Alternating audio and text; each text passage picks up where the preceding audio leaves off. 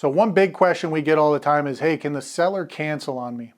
As we talked about in earlier videos, you have multiple reasons that you can walk away from purchasing a home.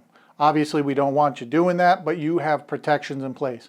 Loan contingency, appraisal contingency, home inspection, seller disclosures, you name it, your butt is protected.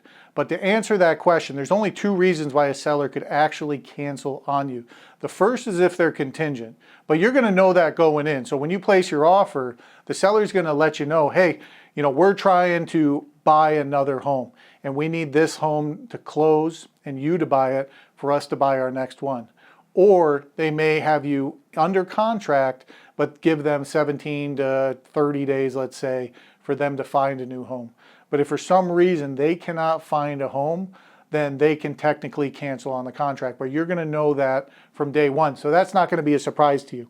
The second thing is if the appraisal comes in low. So like we were talking about with the appraisal and the contingency, if that appraisal comes in low, let's say 20,000, the seller, you can go back to the table. It all starts over.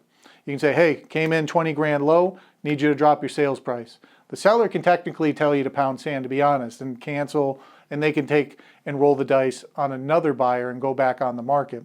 Or they can say, hey, you can bring in the extra 20 grand, or we'll split it down the middle, or maybe we'll cover 15 and you cover 5,000 extra. But if you do have to cover a gap in the appraisal value, you have to come in with it dollar for dollar over and above what our down payment and our closing costs already were.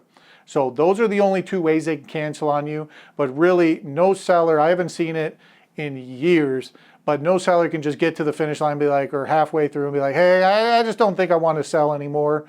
Me and my husband were getting divorced and now we're not doing it, so we're not going to sell. They can't do that because that's going to tie them up in litigation for quite some time, and you can ultimately sue them for any damages. So that's why we rarely ever see that.